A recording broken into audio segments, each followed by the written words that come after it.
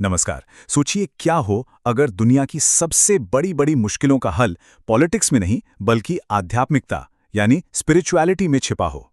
आज हम एक ऐसे ही बहुत बड़े और सच कहें तो काफी अनोखे प्रपोजल को समझने वाले हैं। ये प्रस्ताव दुनिया में शांति और एकता लाने का एक बिल्कुल नया रास्ता दिखाता है। तो चलिए देखते हैं कि आखिर ये है क्या। ये जो बात अभी हमने पढ़ी, ये इस पूरे प्रपोजल के पीछे की अर्जेंसी को, उसकी गंभीरता को एकदम साफ कर देती है। मतलब दुनिया आज एक ऐसे पॉइंट पर है, एक ऐसे मोड़ पर, जहां छोटे मोटे यूजुअल सॉल्यूशंस काम नहीं करेंगे। अब कुछ बहुत बड़ा, कुछ हटकर सोचने की सख्त जरूरत है। तो सवाल ये उठता है कि इतनी जल्दी, इतनी अर्जेंट कार्रवाई की जरूरत आ क्यों पड़ी? इसे समझने के लिए हमें पहले उन ग्लोबल क्राइसिस को देखना होगा, उन संकटों को जिनसे ये इनिशिएटिव निपटना चाहता है। और ये भी जानना होगा कि आखिर इस प्रस्ताव को बनाने वाले आज की दुनिया को देख कैसे रहे हैं। और देखिए, ये चुनौतियां भी कोई एक दो नहीं हैं, बल्कि कई सारे मोर्चों पर हैं। एक तरफ तो पुरानी दिक्कतें हैं, जैसे सुपर पावर्स के बीच टेंशन, न्यूक्लियर हथियारों का डर, और दूसरी तरफ हैं नए जमाने के खतरे, जैसे क्लाइमेट चेंज और एआई। इस प्रस्ताव के मुताबिक ये सारे संकट जब एक साथ मिल जाते हैं तो दुनिया एक बहुत ही खतरनाक मोड़ पर आ खड़ी होती है। एक ऐसा मोड़ जहां थर्ड वर्ल्ड वॉर का खतरा सच लगने लगता है। यहाँ पर ना एक बड़ी दिलचस्प हिस्टोरिकल कंपैरिजन की गई है। कहा यह जा रहा है कि सोचिए, जब वर्ल्ड वॉर्स हुए थे तो उनके बाद लीग ऑफ नेशंस और यूनाइटेड नेशंस जैसी संस्थाएं बनी। तो उसी तरह आज के जो ये ज़बरदस्त संकट हैं, ये भी एक नए तरह के ग्लोबल बॉडी की मांग कर रहे हैं। मतलब हिस्ट्री खुद को दोहरा रही है एक तरह से। तो ठीक है, प्रॉब्लम तो समझ आ गई कि बहुत गंभीर है, पर इसका सल्यूशन क्या है? यहीं पर एंट्री होती है UBUM-UD फ्रेमवर्क की।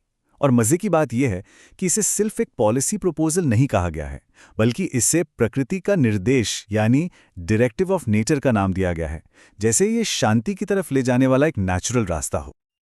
तो ये UBUM-UD है क्या? इसका पूरा नाम है यूनिवर्सल ब्रदरहुड, मतलब सार्वभौमिक भाईचारा, यूनाइटेड मास्टर्स यानी संयुक्त ज्ञानीजन, और यूनिवर्सल डिसआर्मामेंट मतलब सार्वभौमिक निरस्त्रीकरण। और इन सब का मकसद, जैसा कि बताया गया है, वो है पूरी इंसानियत को हार्मनी और शांति की राह पर ले जाना। अब इस पूरे फ्रेमवर्क का जो लॉजिक है ना, वो एक बड़े सीधे साधे 1 2 3 प्रिंसिपल पर टिका है। देखिए, दो तो इसके मेन गोल्स हैं, यूनिवर्सल ब्रदरहुड और यूनिवर्सल डिसआर्मामेंट, भाईचारा और निशस्त्रीकरण। लेकिन प्रपोजल ये कहता है कि इन दोनों गोल्स तक पहुंचने के लिए एक क्रिटिकल मिडिल एलिमेंट, एक बहुत जरूरी बीच की कड़ी चाहिए, और वो है यूनाइटेड मास्टर्स। तो चलिए अब इस प्रपोजल के सबसे, कह सकते हैं, रेवोल्यूशनरी और अनोखे हिस्से को समझते हैं। यह है यूनाइटेड मास्टर्स, या शॉर्ट में UM। इसे दुनिया का एक आध्यात्मिक अपर हाउस भी कहा गया है। यह प्रपोजल UN और UM के रोल को बहुत ही साफ तरीके से बताता है। देखिए, UN को एक पॉलिटिकल बॉडी, मतलब शक्ति की तरह देखा गया है, और UM को उसका स्पिरिचुअल काउंटरपार्ट यानी शिव की तरह। ये एक दूसरे के खिलाफ नहीं है, नहीं, बल्कि एक दूसरे के पूरक हैं, कॉम्प्लीमेंट्री हैं। आइडिया यह है कि UM ग्लोबल गवर्नेंस में एक मॉरल और स्पिरिचुअल डायमेंशन जोड़ेगा। और इस विजन को हकीकत बनाने के लिए बाकायदा 9 अलग अलग बॉडीज का एक पूरा स्ट्रक्चर बनाया गया है। और इसका स्कोप देखिए कितना बड़ा है।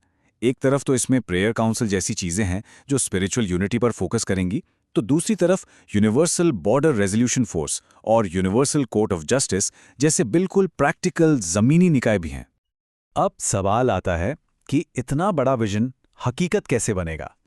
इसके लिए इस प्रपोजल में दुनिया के लीडर्स से एक 9 पॉइंट यूनिवर्सल अपील की गई है। ये एक तरह से एक्शन का पूरा ब्लूप्रिंट है।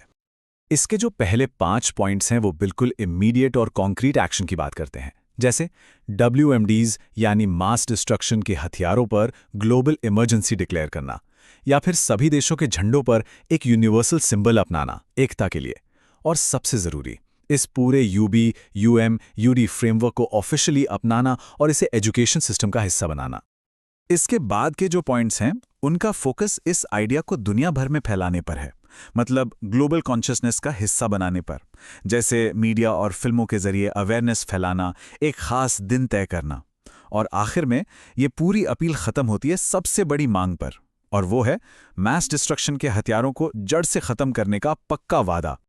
और ये सिर्फ खोखला वादा नहीं है, इसके लिए एक डेडलाइन भी दी गई है, साल 2034। ये वो साल है जब तक सभी WMDs को पूरी तरह से खत्म करने का टारगेट रखा गया है। मानना पड़ेगा, लक्ष्य तो ये बहुत ही एम्बिशियस है। तो ये एक तरह से पूरी इनिशिएटिव की टाइमलाइन है।